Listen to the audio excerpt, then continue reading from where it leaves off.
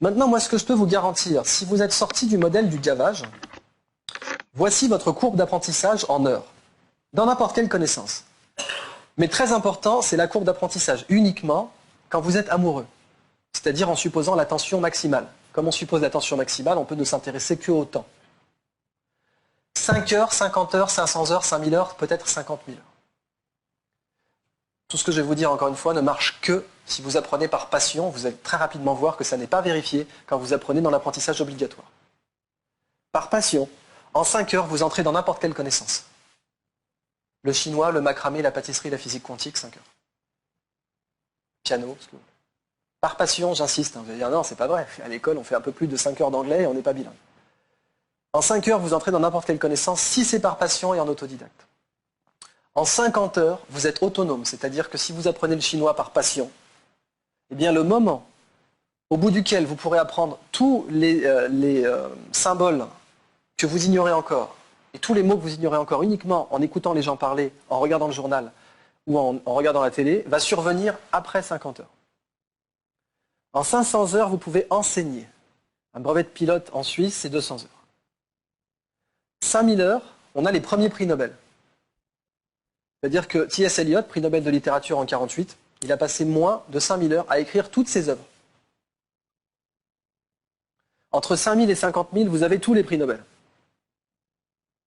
Et au-delà de 50 000, vous avez ce que les Japonais appellent trésor national vivant.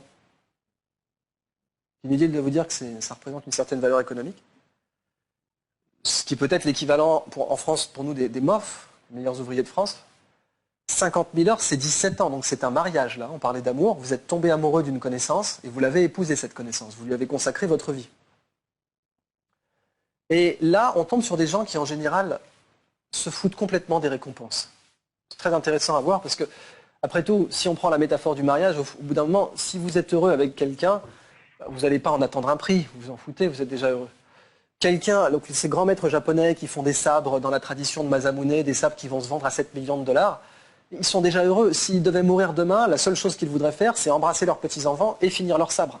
Donc les prix, ils s'en foutent, ils en reçoivent, mais ils s'en foutent. Et on en voit certains, pas tous évidemment, qui vivent dans des appartements miteux de la banlieue de Kobe, alors qu'ils sont grands trésor national vivant. Mais ça s'explique très bien, encore une fois, ils sont heureux dans ce qu'ils font. De toute façon, 17 000 heures, si vous n'aimez pas ça, vous n'allez pas vous l'infliger. Inutile de vous dire que la valeur économique maximale en économie de la connaissance est atteinte quand vous avez passé 50 000 heures ou plus. Et que le but pour un pays, normalement, ce serait de faire en sorte que sa population puisse trouver le truc sur lequel elle a envie de passer 50 000 heures ou plus. Parce que c'est là qu'on crée le plus de valeur économique et de compétitivité. Vous ne pouvez pas être compétitif si vous n'aimez pas votre job. Il faut être très très clair. Les meilleures boîtes au monde aujourd'hui, elles font avant tout ce qu'elles aiment.